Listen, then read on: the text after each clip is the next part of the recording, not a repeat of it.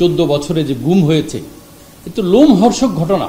আগামী দিন তিনি ক্ষমতা গিয়ে আরেক স্বৈরাচার হবেন না, তার বিরুদ্ধে আবার শত শত হাজার হাজার ছেলে মেয়েরা রক্ত দিবে না। এইটা আমাদেরকে যারা নিশ্চয়তা দিতে পারবেন তাদেরকে কিন্তু আমরা নির্বাচিত করব।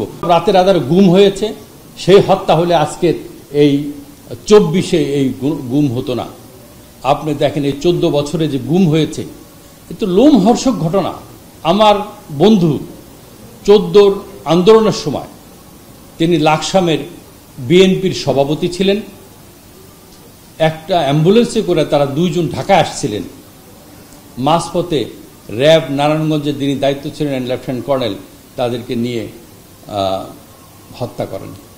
তার 3 দিন পরে আমরা জানতে পারি, যখন খোঁজার পরে দিলাম তাকে হত্যা করা হয়, তার লাশও পাওয়া যায়নি।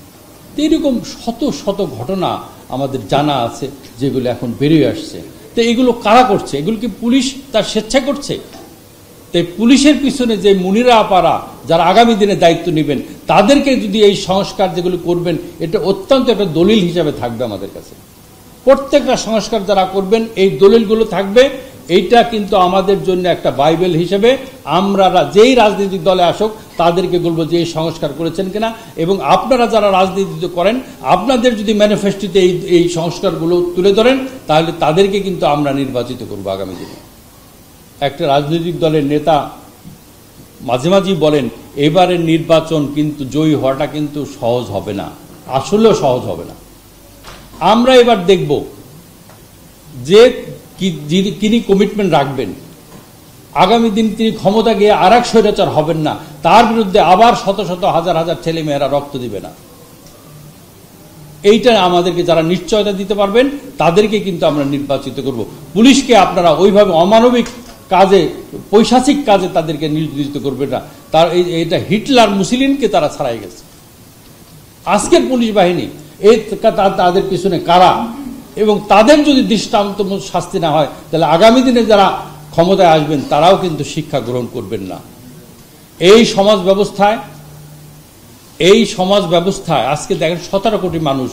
আপনার আয়ের উৎস কি? আপনার জিডিপি রেশিও সবচেয়ে কম বাংলাদেশে, ট্যাক্স দেওয়ার লোক খুবই কম। আমরা নেপালের চেয়েও পিছিয়ে আছি ট্যাক্স জিডিপি রেশিওতে। আজকে পুলিশ বাহিনীর তো একজন বলতেছিল, পুলিশের আমাকে অনেকেই বলছেন দেখেন ভাই আমাদের যে আসামি হয়, আসামির যে খাবার টাকা বরাদ্দ হয় ওটা দেওয়া হয় না, তা আমি টাকাটা পাবো কোথায়? আমার পুলিশকে যে কোর্টে হাজির করতে হবে সেই যে খরচ, সেই টাকা আমার কাছে নাই। একটা বেয়ারিশ লাশ পড়ে থাকে, সেই লাশ আমাকে নিয়ে পোস্টমর্টম করানোর মতন টাকা আমার কাছে নাই।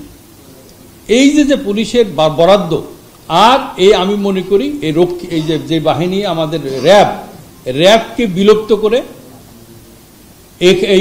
এই বাজেটটাকে পুলিশে দেওয়া হোক। আগামী দিন তিনি ক্ষমতা গিয়ে আরেক স্বৈরাচার হবেন না, তার বিরুদ্ধে আবার শত শত হাজার হাজার ছেলে মেয়েরা রক্ত দিবে না। এইটা আমাদেরকে যারা নিশ্চয়তা দিতে পারবেন তাদেরকে কিন্তু আমরা নির্বাচিত করব। রাতের আধারে গুম হয়েছে, সেই হত্যা হলে আজকের এই 24-এ এই গুম হতো না।